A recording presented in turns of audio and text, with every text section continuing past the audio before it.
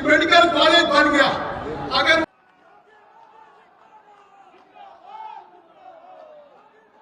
आपकी जो दोनों तरफ के शिलापट लगे हुए हैं, उनका शिलान्यास और लोकार्पण जनपद के 5 विधानसभा क्षेत्रों में कर रहे हैं। बटन दबाकर को कैमरे की फोकस में आए।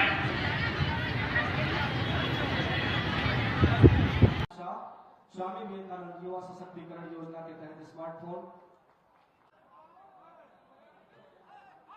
आपकी जोरदार तालियां बहुत बहुत, जिसके माध्यम से 4,19,414 रुपए का कमीशन हमने प्राप्त है। एक बार जोरदार तालियां रुखसार जी के लिए।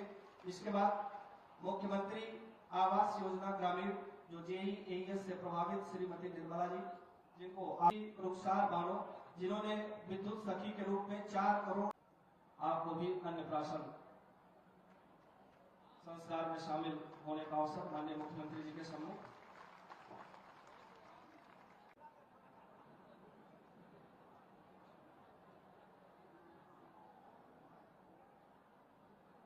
आज ही 1200 लाभार्थियों को स्मार्टफोन का वितरण अभी इसी परिसर से जिला प्रशासन के द्वारा किया जाएगा। बहुत बहुत धन्यवाद, बहुत बहुत बधाई। दैवीय आपदा से आप प्रभावित हैं, आपको भी चाबी का वितरण। इसके बाद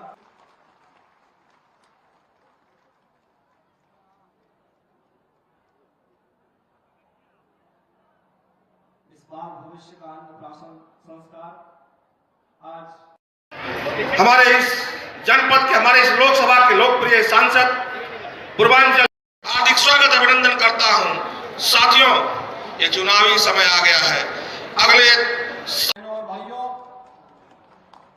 होली के पूर्व लगभग 1900 को आज से 500 साल पहले हमारी मूर्तियों को तोड़ने का काम किया गया, उनको लूटने का काम किया गया था।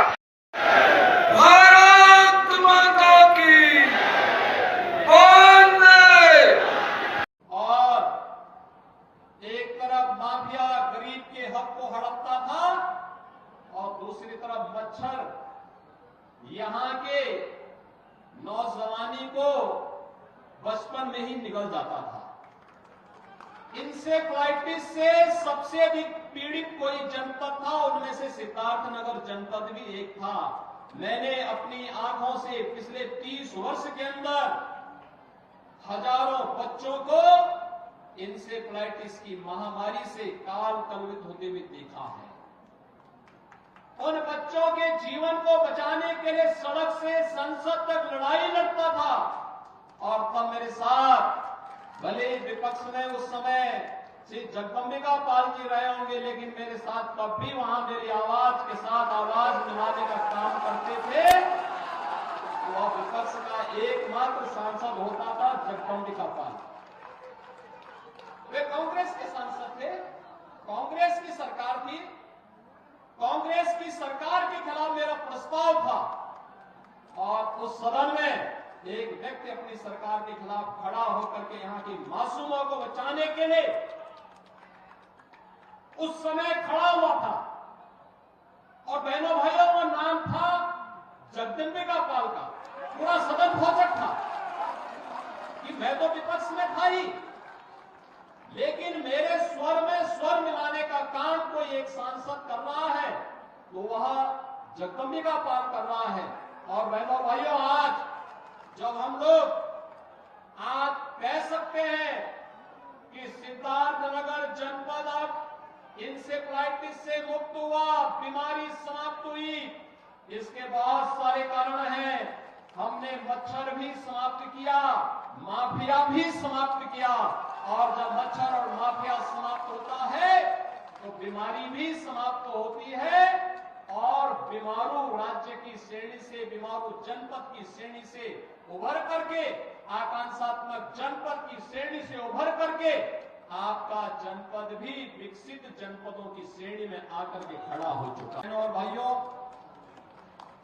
होली के पूर्व लगभग 1900 करोड़ रुपए की इन परियोजनाओं के लिए मैं आप सभी सिद्धार्थनगर वासियों को हृदय से बधाई देता हूं। सिद्धार्थ विश्वविद्यालय का, सिद्धार्थ विश्वविद्यालय आज एक नए प्रतिमान को स्थापित कर रहा है।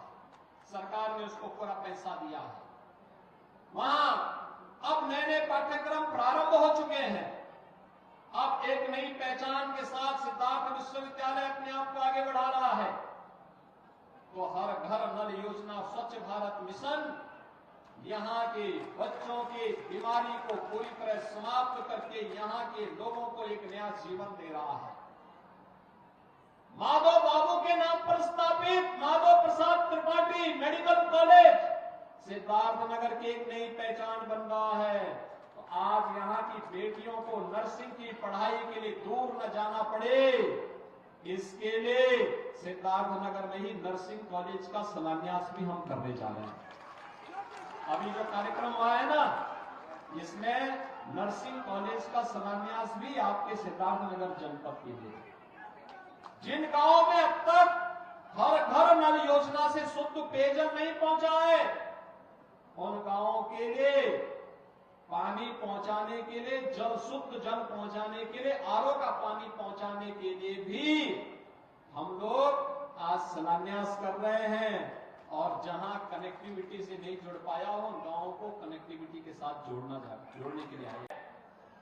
हमारे नौजवान के लिए आजीविका भी है, तो हमारे आम नागरिक की आस्था का सम्मान भी है।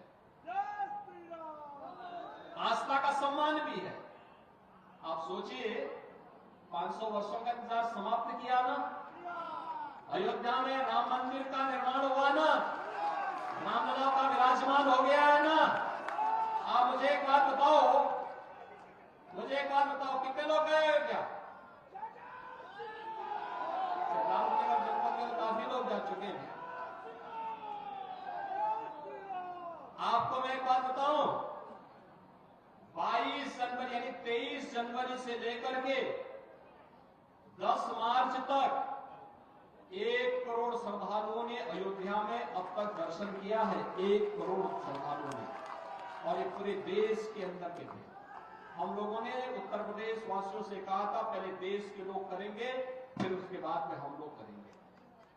और दर्शन वहां पे आज भी हो रहा है। कल मैं अयोध्या में था, लाखों लोग आ रहे हैं, दर्शन कर रहे हैं। अब आप लोग भी जाइए, दर्शन करके आइए।